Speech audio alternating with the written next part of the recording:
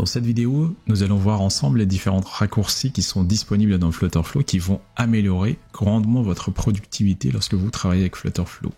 À la fin de cette vidéo, je vais vous donner le raccourci ultime qu'il faut absolument savoir quand on utilise Flutterflow et également le lien qui permet de télécharger ces deux fichiers-là. Donc il y a un fichier pour les raccourcis Mac en français, un deuxième fichier pour les raccourcis Windows pour ceux qui travaillent sous Windows et Linux.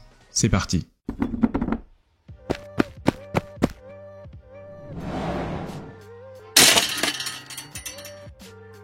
Alors nous allons commencer par les raccourcis qu'on va retrouver au niveau des différentes éditeurs. Quand je dis on va retrouver, en fait c'est des raccourcis qu'on rencontre souvent quand on utilise un éditeur, que ce soit un éditeur de texte ou un tableur ou n'importe quel outil de traitement d'image.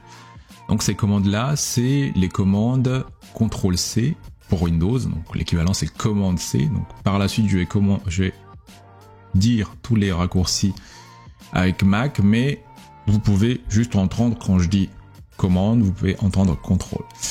Donc il y a Command-C, Command-V, Command-Z pour annuler, Command-X pour couper. Donc pour Command-C par exemple, hop, si je prends ce widget là, donc il faut au préalable sélectionner le widget, donc commande C, et je sélectionne le widget de destination. Donc il faut que ce soit un widget qui accepte un widget fils ou un widget fille. Et là après je fais commande V, et là hop, vous voyez pas là, mais hop, si on descend tout en bas, en fait le widget il s'est rajouté. Hop, je la refais pour que ce soit encore un peu plus visible. Hop. Donc là, hop, là je prends top logo par exemple, commande C, je sélectionne le conteneur principal, je fais commande V, et là vous voyez que le widget, en fait il a été recopié. Ce qu'il faut savoir quand on fait une copie d'un widget, c'est que toute l'arborescence du widget va être également recopiée. Donc pareil pour commande X, oups, commande Z, pour annuler mon action, commande X. Donc là, vous voyez le widget top logo que j'avais recopié tout à l'heure, il a été coupé. Et si je sélectionne main container et je fais commande V, là, vous voyez qu'il s'est rajouté.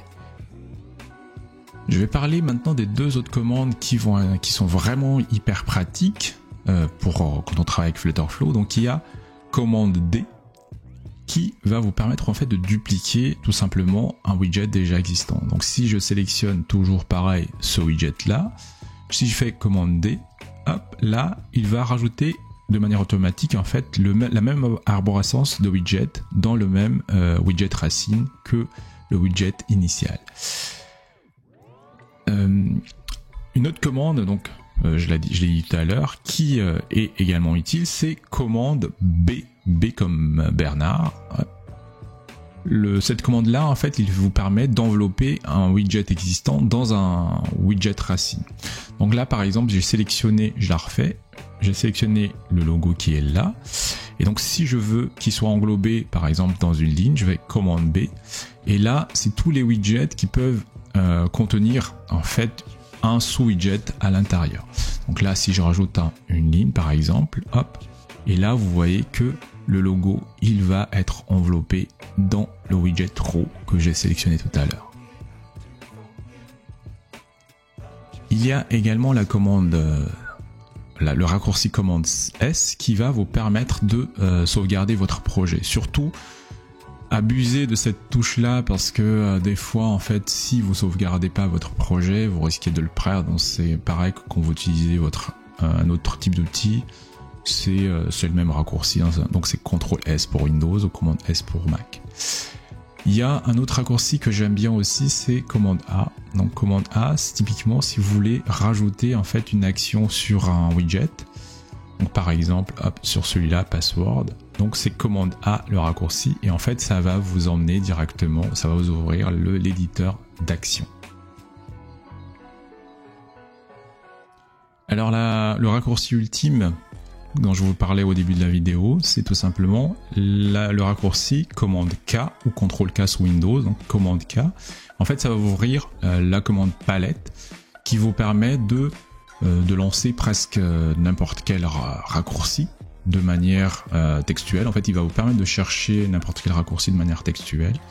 Par exemple, là, je veux aller dans Alt Chat Page parce que je sais qu'il y a une page Alt Chat Page que j'ai créée. Il me suffit de taper dans la barre de recherche Alt Chat Page et puis de valider et j'accède directement à Alt Chat Page. Ah tiens, ils ont mis N'Golo Kanté. Et pareil, hein, donc commande K, hop, vous voulez par exemple ajouter une nouvelle page, hop, là, add page, et là vous avez tout de suite le pop-up de création de page qui s'affiche. Donc commande K, c'est un outil très pratique. Là, je vous ai donné quelques exemples, mais il y a d'autres. Par exemple, là, vous pouvez également accéder directement aux différents réglages de votre application. Donc c'est très pratique. Hein. Là, vous pouvez également basculer sur le Light Code, Light Mode et régler votre settings. Donc c'est une des outils, un des raccourcis qui va vous permettre en fait d'être très productif avec l'outil Flutterflow.